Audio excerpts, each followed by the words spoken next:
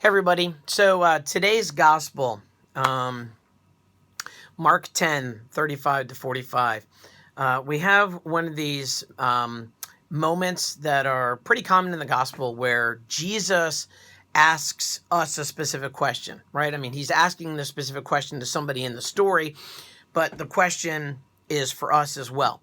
And I was listening to a Bishop Robert Barron video recently where he was talking about an amazing retreat experience would be simply just taking a lot of these questions that Jesus asked us and just, reflecting through them over the course of a retreat. And this is one of those interesting questions, right? It's James and John, the sons of Zebedee, the apostles are together. Jesus turns to James and John. He says, "What do you wish me to do for you?" Right? And that's not the only time that Jesus ever asked this question, right? He also says, "What do you want me to do for you?" When people are trying to follow him or whatever. And Jesus is being sincere with that question. What do you wish me to do for you? And James and John are like, well, if you really want to know Jesus, what we want is when you come into your kingdom, when you come into your glory, we want to be sitting at your right hand and we want to be sitting at your left hand, right? Like we want to be like right there. And, all the other apostles get really bent out of shape about this. And they're like, who do they think they are? James and John, sons of Zebedee. And they get all indignant. And Jesus gives the message about the first shall be last. And you have to be the servants. And if you want to be the master. And all those kind of things, which are really great. And you can certainly focus on that for this gospel. But I guess what I want to focus on today for our reflection is Jesus says to them, you don't know what you're asking, right? Like he says, what do you wish for me to do for you? And they tell him, and he's like, you don't even know what you're asking. Like, can you drink of the cup I'm going to drink? And they're like, oh yeah, we can drink of that. Not having any idea that the cup that Jesus is going to drink from is going to be hanging from the cross, right? When he thirsts and they hold up that last bit of wine on the hyssop branch for him to drink from. And he's going to drink that bitter cup of death and the suffering and the scourging and the carrying of the cross and falling 3 times and being nailed to this piece of wood. And, they're seeing the end game. Hey, man, we know Jesus and we're special and we want to be at his right hand as the left hand. And Jesus is saying the only way to get there, guys, is through suffering.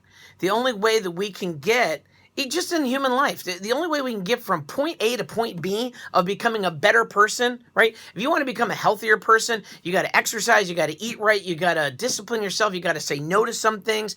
If you want to become better intellectually as a student, you've got to buckle down, you've got to study, you've got to read, you've got to work hard, you got to give up, playing video games and hanging out with your friends. If you want to get better at a sport, you got to train, you got to go to practice, you got to watch videos, right? Whatever we want to do, to be a better version of ourselves. We want to become a saint. We want to become more holy. We want to get to that next deeper spiritual level that God is always calling us to. It's going to take sacrifice. We want to love other people in a deeper way, in a more authentic way. It's going to take sacrifice. It's going to take suffering.